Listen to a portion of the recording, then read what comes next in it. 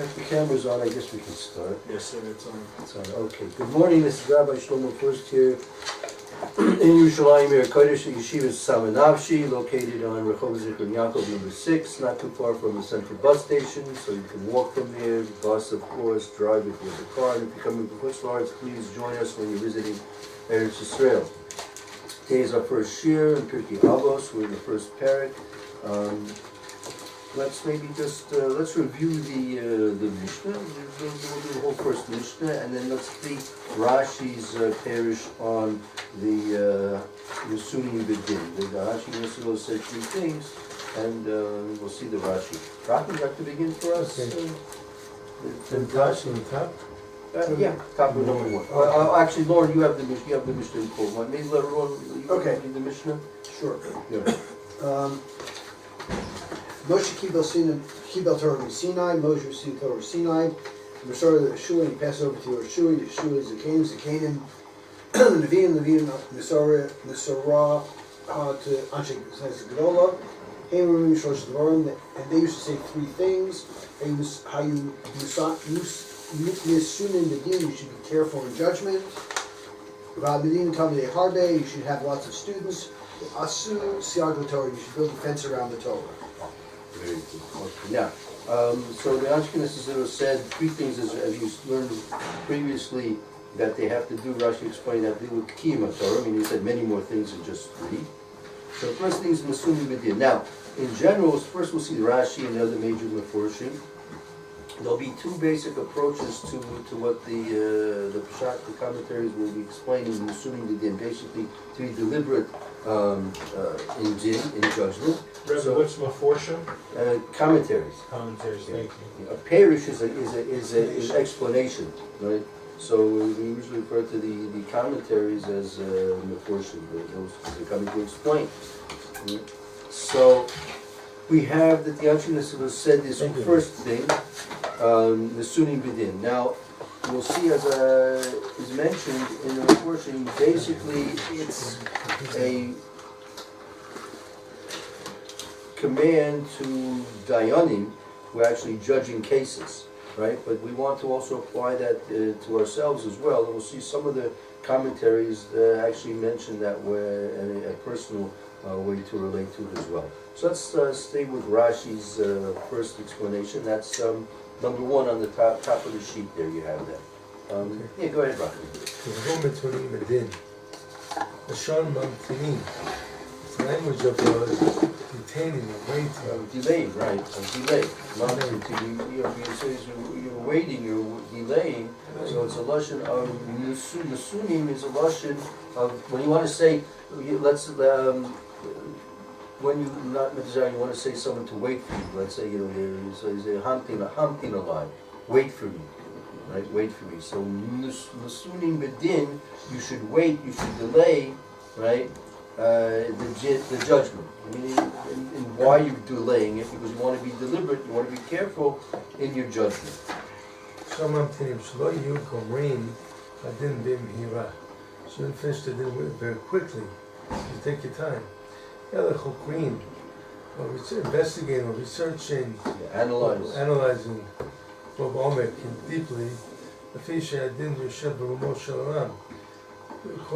Because the din is in a place that is very high. Right. Hadin Yoshev b'Moro Sha'olam. It's a sort of a I want to say this is like a poetic phrase, but it's a using certain symbology that the din Yoshev b'Moro Sha'olam. The din, the judgment, is dwelling in the highest place in the spiritual worlds, right? That is also something which we referred to last week, that when there's din lamata, when there's a judgment here in this world, right, there's no din lamala, meaning you have to be very careful in your judgment, because if you judge properly, right, so when you're judging a specific case, we're talking about a judge, a Torah legal decision is being rendered, so if it's judged properly, so then the judgment that takes place here in this world alleviates the necessity for any judgment to take place in the higher spiritual worlds. So he could understand it. There's a din, meaning there's a judgment that's waiting in the upper world, that's dwelling in the upper world. And by judging the din properly, the case properly, what you're doing is you're alleviating that din, you're nullifying that din that's above. By saying the fact that if we judge it properly here, it avoids a judgment from above. Is that saying that, is that even saying that the judges are lenient? Oh, so that's, The assumption is, when you say that the judgment from above will be stricter than the judgment that would have been meted out by the base din. right. So the base din is allowed to be lenient to some extent. I'm not quite sure what my parameters are, but lenient to some extent and not go by the strict din.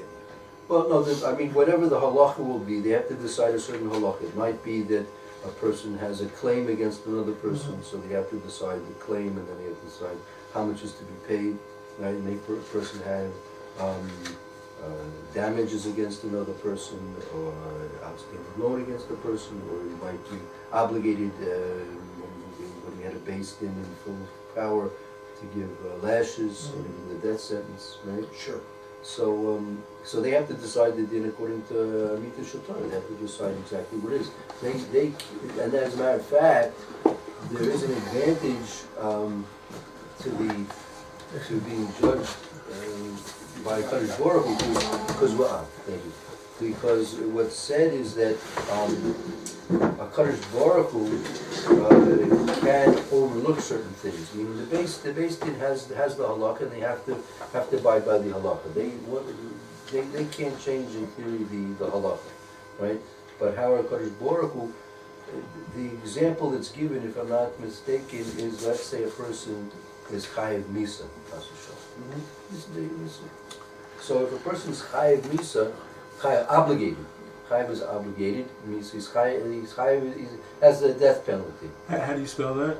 In Hebrew? Yeah, in Hebrew. Ches, Yud, Mem, Sofi. And what's misa? What's misa? Base. No, how do you spell it? Mem. No, Ches. which word do you want? Misa. Oh, mem, yud, tuf, hey. Okay. Thank you. Okay. So when a person is going to be under the death threat, so HaKadosh Baruch will take everything into consideration, meaning, let's say a person has his wife, he has children, other people depend upon him. Like if he goes, like there are going to be ramifications in his job, in his chesed organizations, and giving tzedakah to different people. So HaKadosh Baruch Hu can be lenient involving the whole absolute global situation. However, Beis Din doesn't take any of that into consideration. They just decide if he's chayiv or not. Then why are we worried about the fact that, or why, if Hashem can be lenient, then why are we worried about, why don't we just leave the judgment in his hand? Oh, so makes mistakes. If the Beit Din of the Mata is making a mistake, will the Beit Din of the Mata, will they take over? I'm not sure. I don't know. I don't know. I was thinking about that, but I haven't had any real rise in information to help me understand the situation, that question properly yet. But you have the situation that it's much better to have the punishments decided for a person in this world. Meaning, for example, let's say there was a question about a loan. Someone said he loaned money, and he said pay back. So if Beis Din will arbitrate and decide the case, so it's finished and done with. Right? Let's say both people go to Olam Emes and it was never arbitrated. That if Hashem is going to judge it, the judgment will be in Olam Haba. Yeah. Okay. Yeah. I mean, people might have to come down as a Gilgul and things like this, Gotcha, okay. to make all these kind of things right. So it's better to, Okay. now, if the Beis Din makes a mistake, that, I'm not sure, it's incorrect. There are halachas about Dayanim and Beis Din making mistakes, that, everyone, it's who, it's left. It happens. The question is, what's the recourse about that? So that's another story. Maybe we can get into it as we go along. But also like, Yeah. you can't understand how it works upstairs. Because like somebody is Magia Lamita po, and because Baruch Hu makes him they should be ani. True. So That's right. we don't understand That's right. The Rambam says the simple true. Only Kadosh Baruch Hu can weigh all the various factors that go into judging a person. But if it's something which can be taken to Beis Din and decided in Beis Din, so it's right and proper and beneficial that it's judged in Beis Din, and again, assuming it's to be judged properly. Okay. Let's continue on with Rashi. Right, so it says you have to be very careful, right, because the din is Yoshe b'Merom Sha'olam. And another way of understanding that is that there are cosmic things dependent upon this. So you think it's just simply deciding something here, but it's just more. We can't understand really the full impact, the ramifications of all these things, right? שהדין יושב בראש העולם, שלעשרת הדיברות סמכו הכתוב, תכתיב, אלה משפטים. These are the din, the sentences, the laws. Oh, so it could be, maybe it's worthwhile taking a look at the Chumash, Lunich Shmos. And it would be Parshas Yisro. Top 4? Those are Shmoses. Yep. Thank you. You know what? Can I have the, You make trouble for you? No. You make trouble for me? No. You can hang. My art scroll, Rashi. The small one? Yes. I think that's Shmos. Thank you. Yes, it is. Yasher Koach. Can't be satisfied. You have to be.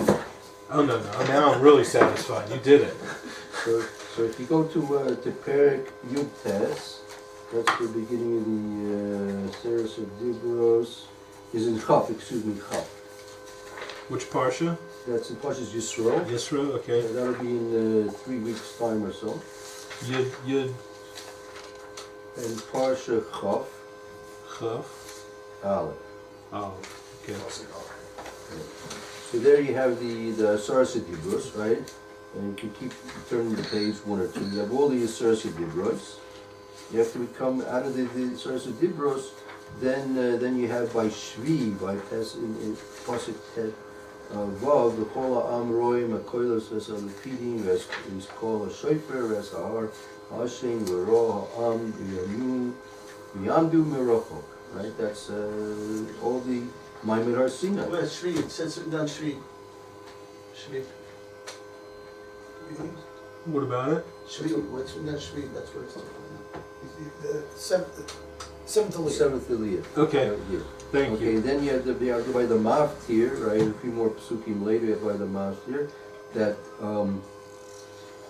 Moshe Rabbeinu is talking to Moshe Rabbeinu that you shouldn't, and you have to make it a Mizbeach Adama, and then you have the next parsha, right? The next parsha, Shashavu, is Parshas Mishpatim. After Parshas Yisro is Parshas Mishpatim, right? So very close to the Asaras Dibros, we have Elom HaMishpatim Asher Tasim Lifnei. These are the judgments, the laws which Hashem has set in front of you, in which you have to fulfill, which you have to try not to do.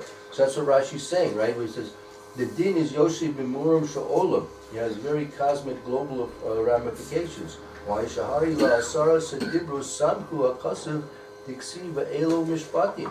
That in the Torah Kadosha, right, the Holy Torah has been written in a way that adjacent, after the Parsha which discusses the Asaras Dibros, we have the Parsha which discusses Elin Shpatim, right? Lamdecha, to teach you. What is it coming to teach? Rashi's going to tell you, right? Go ahead, you are.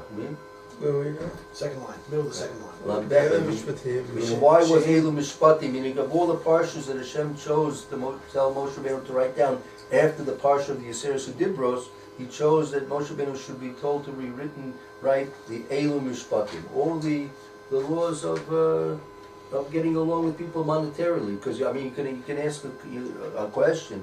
Meaning, okay, we came out of Mitzrayim, right? 50 days later, we were at Har Sinai, or 47, 3 days before we came to Har Sinai. We Makabel Torah, we said Nasa v'Nishma, right?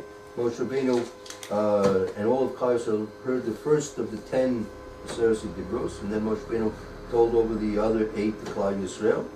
And we, at that point, were Makabel Torah, right? And What is Makabel? Receive. Accepted, received. Accepted. No, you're saying is but not received. So, of all the things that we needed to know, you would think the least important things we needed to know were all these kind of things about a cow falling into a pit that was someone dug in Rosh Hashanah, someone who found a lost object, someone who was lit a fire and the fire went into somebody else's field. You know, and in the situation Klal Yisrael was at, they were still around Har Sinai. They all came out of Mitzrayim with tremendous riches, right? The first mitzvah in Elam Mishpatim is that of an Eved Ivri, that if a person goes and steals something and he doesn't have anything to pay back with what he stole from, he gets, the Beis Din takes him and sells him as a slave, right? So all these things are very, very not relevant to the Klal Yisrael at the time of Har Sinai. They were all rich people. They didn't own slaves. They didn't have any reason to steal. All these things, they were given the man constantly, day after day. They didn't have to look and work for food, right? So all these things. But in Israel, already they're speaking about, they spoke about the Shoftim, Shofet Eser, Shofet Lamer. And there were problems already beforehand already. Yeah, okay, well, that's... The other thing you see, Yeah. There's always what to... There were problems already beforehand. but the other thing you see is that how much importance Hashem is putting on the second half of the Lucos. Mhm. They've been Adon L'Chavero. Right. Because, you know, all of Mishpatim has been Adon L'Chavero issues. Right. Okay? Mhm. And, you know, so Hashem is saying, you know, yeah, you're going to come through, you're going to get rules about how to build a base and mixes, you're going to get rules about, you know, how to do this yontif, how to do that yontif, and how to bring this korban, how to bring that korban. But the first thing I'm telling you is obviously the most important thing, and that's going to be being on the L'Chavero. You mentioned. That's right. That's, I think, not sure, it's maybe the Ezra, I'm not sure, on that first mitzvah of Eved Ivri, he mentioned specifically that Kadosh Baruch Hu put this mitzvah first, right after the Yisur Sederis, to tell you how careful you have to be with treating even a slave. You have to be very careful about how you even treat a person who's working subservient to you. What's Eliv Mishpatim mean? Ela, and these. these, Mishpatim Mishpatim are is the the laws. laws. The laws. These are the laws. Okay, well, he's just given us the Aseres Dibros, the 10 Commandments, and now he's giving this whole parsha of Mishpatim is laws between man and man. There's all sorts of different laws between man and man. Okay. Thank you. Okay. But the parsha Mishpatim itself means laws. Right. And what's Eliv mean?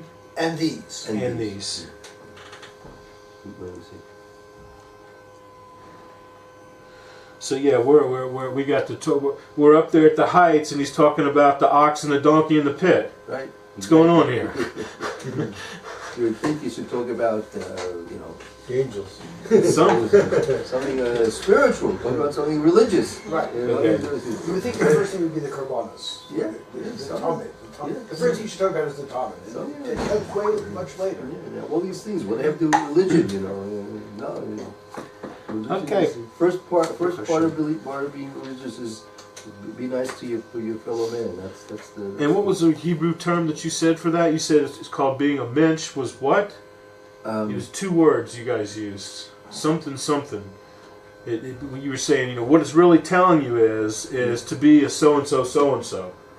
Well, And Yechiel said, be a mensch. That's what it's saying. We didn't say Hebrew for that. It'll come up. Ben Adam L'Chavero? What does that mean? Oh, between man and his friend.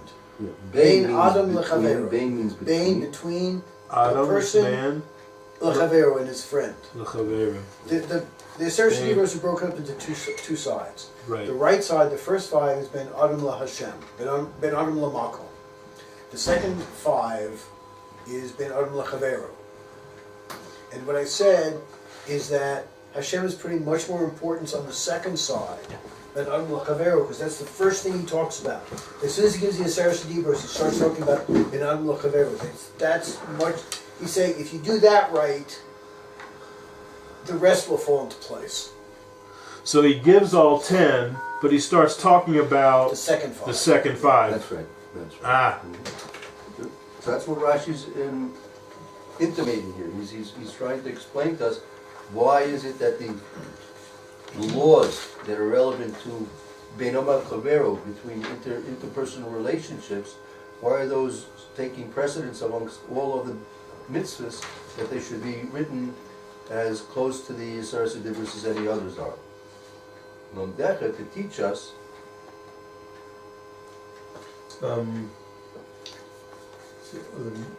Middle of the second one line. למדך שתתיצו שהם גופי תורה. This is the guf, the body of the Torah. kind of like the essence of the Torah. There's the essence of the Torah. essence of the Torah. וכן הוא אומר, גם אלה משלי שלמה. That's what's written, גם אלה. It says a pasuk, Yasher Atiku Anshe Chizkiah. It's Where is this? In Mishlei. משלי שלמה.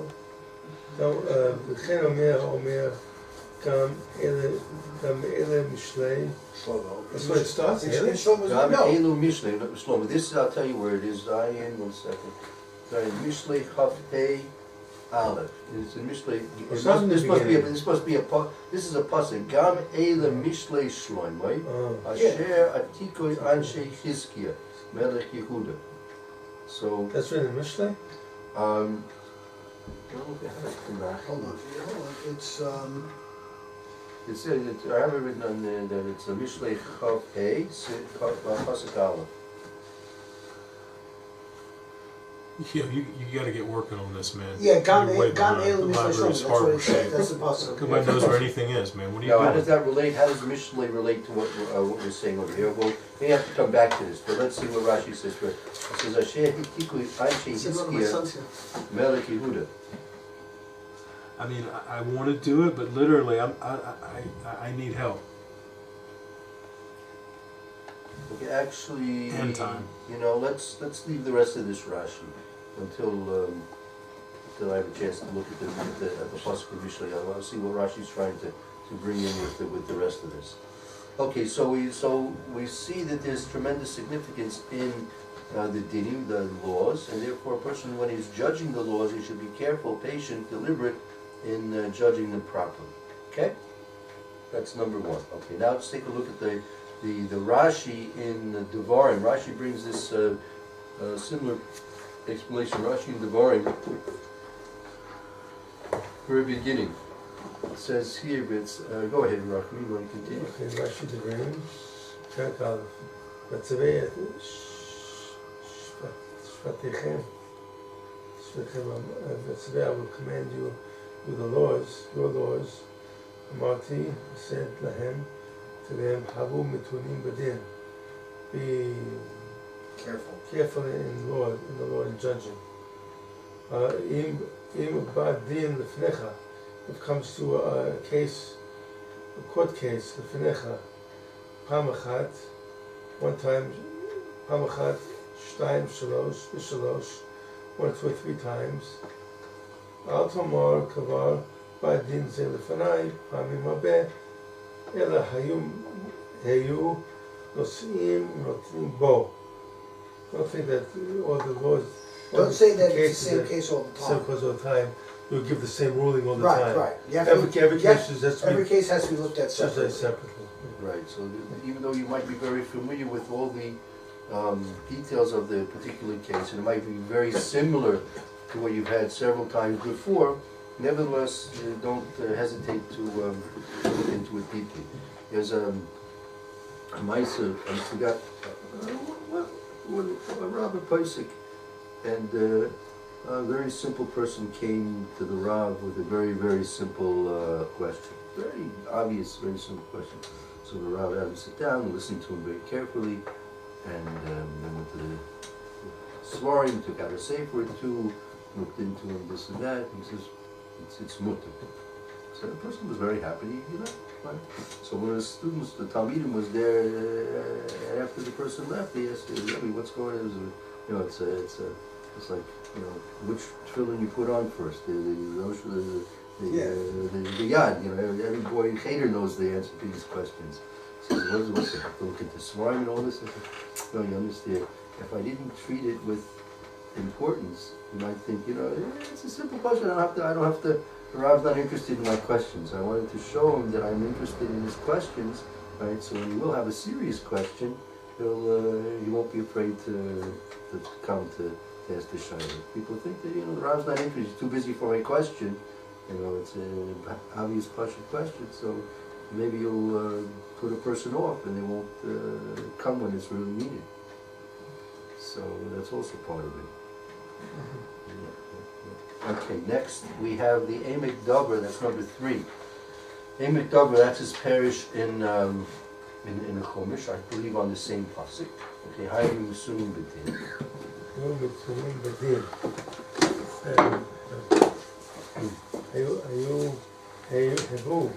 Musunim B'din. Deliberate. Deliberate in the law. Judge. Deliberate in judging. Shlomo Harot Mitzadas Farah. Not to decide or to make a judgment based on logic. Based on logic. Logic. Based on logic, Farah logic. Ela Alpi Omek Achakira. Rather, it should be deeply investigated. Deep analysis. Deep analysis. Bekoach הכרח, בכוח הכרח שאי אפשר לומר באופן אחר.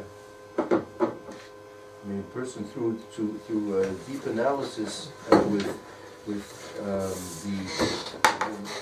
the strength of making the decision, right, that it should be so apparent to him that it's impossible to say anything else in any other way.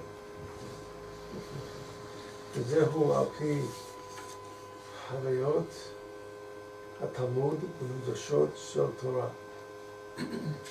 So how does this come about? Meaning this comes about through learning, right, in the learning Torah, in the Midrashos of Torah, in the Midrashos of Torah, going into all the Gemoras, or the Mishnayos, or the Shas and Poskim, everything that has to be done to understand what and how to judge any specific case.